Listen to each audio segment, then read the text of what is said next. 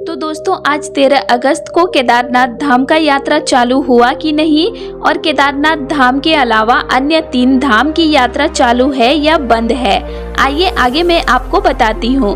तो आप वीडियो को पूरा देखना। हर हर महादेव, जय श्री केदार। तो दोस्तों कैसे हैं आप सब? आई होप कि आप सब ठीक होंगे। और आज है 13 अगस्त और आज का केदारनाथ धाम का मौसम कैसे है इसके बारे में भी मैं आपको जानकारी दूंगी। तो उससे पहले आप सब मेरे चैनल को सब्सक्राइब जरूर कर लीजिएगा, जिससे आप लोगों को केदारनाथ धाम का लेटेस्ट अपडेट हर रोज मिलते रहेगा और आप रोज का लेटेस्ट जानकारी रखकर अपनी केदारनाथ धाम की यात्रा सुरक्षित से कर पाएंगे। तो दोस्तों आज 13 अगस्त को भी केदारनाथ धाम की यात्रा पर गए हुए श्रद्धालु काफी ज्यादा परेशान हैं और सोनप्रयाग, सीतापुर, फाटा, गुप्त काशी, रुद्रप्रयाग मतलब अलग अलग स्थानों पर रुके हुए हैं बीते 2-3 दिनों से, क्योंकि यात्रा को 11 अगस्त से ही बंद कर दिया गया है। तो जो भी श्रद्धालु उस टाइम पहुँचे हैं वे केदारनाथ धाम की यात्रा ही नहीं कर पाए हैं और वे काफी ज्यादा परेशान हैं। बीते 2-3 दिनों से यात्रा चालू होने का इंतजार कर रहे हैं और श्रद्धालु सबसे ज्यादा परेशान अपने बजट को लेकर हैं, क्योंकि देखो जो भी श्रद्धालु यात्रा पर आते हैं वे यही सोचकर आते हैं कि कम बजट में हम यात्रा कर लेंगे। जैसे वे सबसे पहले अपनी सिटी से पहुंचते हैं हरिद्वार या ऋषिकेश और उनकी ट्रेन या बस सुबह जल्दी उतार देती है, तो वे हरिद्वार या ऋषिकेश से बस लेकर पहुंच जाते हैं सीतापुर या सोनप्रयाग तक। अगर वे शाम तक सोनप्रयाग पहुंच जाते हैं तो वे टैक्सी लेकर गौरीकुंड तक पहुंचते हैं और वे उस नाइट में गौरीकुंड में स्टे करते हैं। फिर नेक्स्ट डे अर्ली मॉर्निंग वे अपनी केदारनाथ धाम का ट्रैक शुरू करते हैं। शाम तक वे बाबा केदारनाथ के धाम में पहुंच जाते हैं और उस रात को वे वहीं पर रुकते हैं। फिर नेक्स्ट डे बाबा केदारनाथ जी का दर्शन करने के बाद वे नीचे की ओर ट्रैक करके शाम तक पहुंचते हैं गौरीकुंड और गौरीकुंड से टैक्सी लेकर पहुंचते हैं रात तक में सोनप्रयाग और उस नाइट में रुकते हैं वो वहां पर सोनप्रयाग में। फिर नेक्स्ट डे वे अपने घर की ओर बढ़ते हैं और जिनको बद्रीनाथ धाम जाना होता है वे जाते हैं बद्रीनाथ धाम की ओर। तो जो भी श्रद्धालु सिर्फ केदारनाथ धाम की यात्रा पर आए रहते हैं वे अपना बजट 7 से 8 हजार तक का ही बना के आते हैं, क्योंकि केदारनाथ धाम का यात्रा 7 से 8 हजार में आराम से हो जाता है। और इसमें अगर आप बद्रीनाथ धाम की भी यात्रा करेंगे तो आपका 10 से 12 हजार में हो जाएगा 2 धाम का यात्रा। तो अभी जो भी श्रद्धालु यात्रा पर आए हैं वे अपना बजट पहले से 7-8 हजार का ही बना के आए हैं और उसमें अभी 2 से 3 दिन यात्रा बंद है, तो उनका बजट तो अभी ज्यादा हो जा रहा है, क्योंकि उनको रुकने के लिए होटल लेना पड़ रहा है एक्स्ट्रा से। तो बहुत से श्रद्धालु अभी बजट को लेकर काफी ज्यादा परेशान हो रहे हैं और यात्रा को अचानक से रोक दिया गया है, तो किसी को पता नहीं था कि यात्रा बंद रहेगा, तो श्रद्धालु काफी ज्यादा परेशान हैं। तो आप भी अगर अभी यात्रा पर आ रहे हैं तो अपना बजट को थोड़ा सा बढ़ा कर ही आना, क्योंकि आए दिन मौसम खराब और लैंडस्लाइड के कारण यात्रा को रोक दिया जा रहा है। तो ऐसे में क्या होगा कि आप अगर सोनप्रयाग तक पहुंचते हैं और यात्रा को बंद कर दिया जाता है तो आपके पास आपका बजट ज़्यादा होगा, तो आप आराम से 2 से 3 दिन तक रुक सकते हैं। वैसे में आपको कोई प्रॉब्लम भी नहीं होगा। और ये बात मैं आप लोगों को बताना इसीलिए जरूरी समझी क्योंकि हर एक श्रद्धालु अपने बजट से ही यात्रा पर आते हैं 7 से 8 हजार का बजट बनाकर। तो ऐसे में उनको प्रॉब्लम हो रहा है अभी, तो आप कोई भी प्रॉब्लम में ना फंसो, इसीलिए थोड़ा सा अपना बजट को बढ़ा कर ही आना। और आज 13 अगस्त को केदारनाथ धाम की यात्रा की बात करें तो दोस्तों केदारनाथ धाम की यात्रा 11 अगस्त से बंद है और प्रशासन द्वारा यात्रा को 14 अगस्त तक बंद रखने का निर्णय लिया गया है मौसम को देखते हुए। लेकिन कल 12 अगस्त को क्या हुआ, दोपहर 1 बजे के आसपास में जितने भी श्रद्धालु सोनप्रयाग में रुके हुए थे उनको कल 100 से 150 श्रद्धालुओं को यात्रा पर जाने दिया गया और उसके बाद यात्रा को बंद कर दिया गया। इसके लिए श्रद्धालु कल परेशान हो गए कि आधा कोई को जाने मिला और आधा कोई को नहीं। तो ये क्या हो रहा है ये मुझे भी नहीं पता चल रहा है। कुछ टाइम के लिए यात्रा को खोला जा रहा है फिर बंद कर दिया जा रहा है। लेकिन प्रशासन का यही आदेश है कि 14 अगस्त तक यात्रा बंद रहेगा, मतलब कल तक।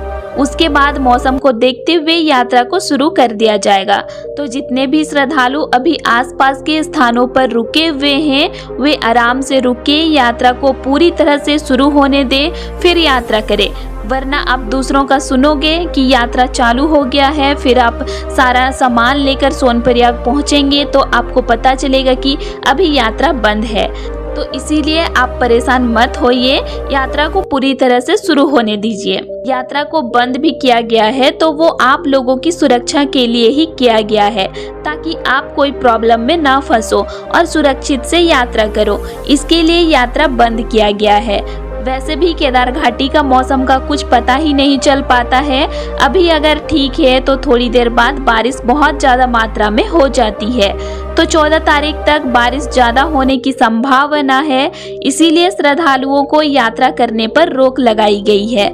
तो कोई भी श्रद्धालु वहां पर तैनात पुलिस प्रशासन से झगड़े ना जाकर, क्योंकि वे अपनी मर्जी से आपको रोक कर नहीं रखे हैं, उनको भी ऊपर से ऑर्डर है, इसीलिए वो आपको आगे जाने नहीं दे रहे हैं। और वैसे भी कुछ रास्ते में घटना घट जाता है तो आप किसको दोष दोगे? यही बोलोगे कि यहाँ पर सरकार की व्यवस्था सही नहीं है। तो इसीलिए आपकी सुरक्षा के लिए ही यात्रा को रोका गया है, क्योंकि ज़्यादा बारिश और लैंडस्लाइड के कारण इस साल 2025 में कई श्रद्धालुओं ने अपनी जान गंवा दी है और कई लोग घायल भी हुए थे। तो आप अभी जहाँ पर भी हैं वहीं पर सुरक्षित से रुकें। और बहुत से श्रद्धालुओं का मुझे कमेंट आ रहा है कि हमारा आज का टिकट है, 14 का टिकट है, 15 का टिकट है, 17 का टिकट है, तो क्या हम टिकट को कैंसिल कर दें या फिर यात्रा पर आए? तो दोस्तों, आपने अगर टिकट कर लिया है तो उसको कैंसिल मत करो, क्योंकि आपको आने में भी अभी 1 से 2 दिन का टाइम लगेगा। उतना तक यात्रा को शुरू कर दिया जाएगा। और अगर यात्रा शुरू नहीं हुआ तो आप अपना थोड़ा सा बजट को बढ़ा कर ही आना, ताकि आप एक्स्ट्रा से 1 से 2 दिन तक रुक पाओ। वैसे यात्रा चालू हो जाएगा और टिकट कैंसिल करने के लिए मैं इसीलिए भी नहीं बोल रही हूँ, क्योंकि 15 तारीख के बाद बारिश थोड़ा सा कम होगा और हर किसी को बाबा केदारनाथ जी का बुलावा नहीं आता है। तो आपको बाबा केदारनाथ जी का बुलावा आया है तो आप जरूर आइए और बाबा का आशीर्वाद प्राप्त कीजिए। अपने साथ में रेनकोट और गर्म कपड़े जरूर रख लीजिए, क्योंकि बारिश और ठंड केदारनाथ धाम में हमेशा रहता ही है। और अगर बाकी 3 धामों गंगोत्री, यमुनोत्री और बद्रीनाथ धाम की बात करें तो दोस्तों, बद्रीनाथ धाम की भी यात्रा 14 अगस्त तक बंद किया गया है, क्योंकि बद्रीनाथ हाईवे पर भी जगह जगह पर लैंडस्लाइड हुआ है। उनको हटाने का काम लगातार जारी है। तो अभी बद्रीनाथ धाम की भी यात्रा बंद है। और अगर यमुनोत्री धाम की बात करें तो दोस्तों, यमुनोत्री धाम जाने के रास्ते में भी जगह जगह पर मलबे गिरे हुए हैं। तो अभी यमुनोत्री धाम का भी यात्रा करना सुरक्षित नहीं है। आप 15 तारीख के बाद मौसम सही रहा तो यात्रा पर जाना। और अगर हम गंगोत्री धाम की बात करें तो दोस्तों, कुछ दिन पहले बादल फटने से काफी ज्यादा नुकसान हुआ था, जिसमें गंगोत्री धाम जाने वाला पुल भी टूट गया था, जिस वजह से गंगोत्री धाम जाने का पूरा रास्ता ही बंद हो गया था, क्योंकि उसी पुल से होकर जाना होता है गंगोत्री धाम।